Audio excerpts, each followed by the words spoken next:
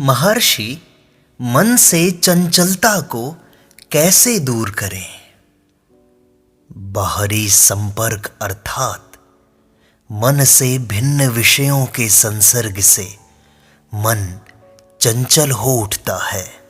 अतः अनात्म विषयों से वैराग्य प्रथम प्रयास है।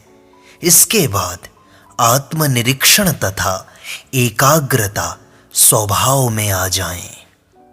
यह इंद्रिय निग्रह बाह्य एवं आंतरिक शम दमादि से प्राप्त होती है, जो अंततः समाधि में परिणत होती है। तो महर्षि, इनका अभ्यास किस प्रकार किया जाता है?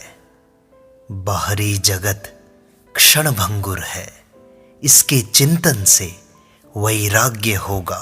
अतः सर्वप्रथम एवं महत्वपूर्ण यत्न आत्मविचार का है। जब आत्मविचार का अभ्यास निरंतर सहज ही होता है तो उससे स्वतः ही धन, यश, आराम, सुख आदि के प्रति उपेक्षा उत्पन्न हो जाती है। इसके बाद मां के भाव की शोध स्पष्ट होने लगती है। मैं का स्रोत हृदय है, जो साधक का अंतिम लक्ष्य है। कदाचित आत्मविचार का मार्ग साधक के स्वभावानुकूल न हो तो उसे किसी इष्ट के प्रति भक्ति भाव धारण करना होगा। इष्ट चाहे ईश्वर हो, गुरु हो, मानव जाति हो, आदर्श आचारों के नियम हो, चाहे सौंदर्य का भाव ही हो। यदि इनमें से कोई भी साधक को अपनी पकड़ में ले लेगा तो अन्य राग क्षीण होते जाएंगे, अर्थात वैराग्य में वृद्धि होगी। इससे अपने इष्ट में आस्था दृढ़तर होती जाएगी तथा अंत में पूर्ण दृढ़ हो जाएगी। इस प्रकार एकाग्रता स्वतः ही एवं अज्ञात रूप से उदय होगी। भावावेश तथा प्रत्यक्ष बाह्य सहायता न हो तो भी ये कार्य होता जाता है। आत्मविचार तथा भक्ति के अभाव में प्राकृतिक शांतिप्रद प्राणायाम का अभ्यास किया जा सकता है। इसे योग मार्ग की संज्ञा दी गई है। यदि प्राण जाने का भय हो तो सारे प्रयास प्राणों की रक्षा के लिए किए जाते हैं।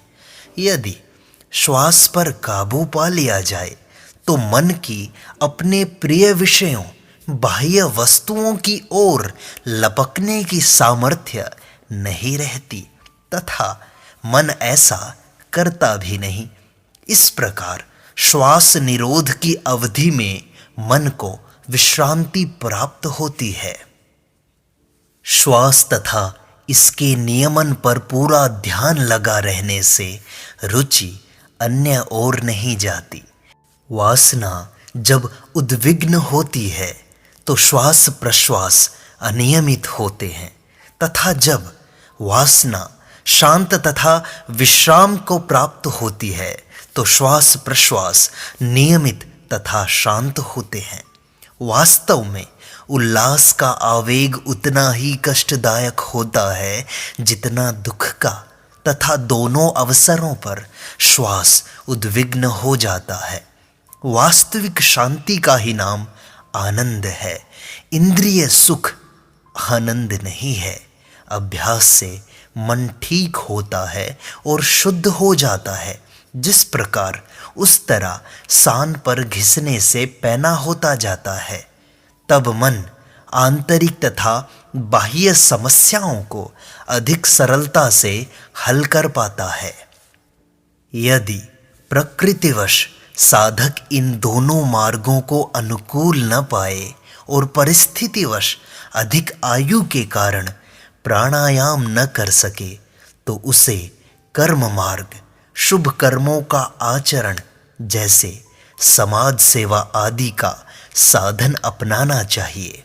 इससे उसकी शुद्ध वृत्तियां अधिक प्रकट होने लगती हैं तथा उसे निस्वार्थ आनंद की अनुभूति होती है, उसका संकुचित अहम क्षीण होने लगता है तथा उसकी शुभ वृत्तियां विकास को प्राप्त होती हैं। तब व्यक्ति उपरोक्त तीनों मार्गों में से एक पर चलने की योग्यता प्राप्त कर लेता है। इसी एक साधन से भी उसकी आंतरिक प्रेरणा का सीधे ही विकास होना संभव है।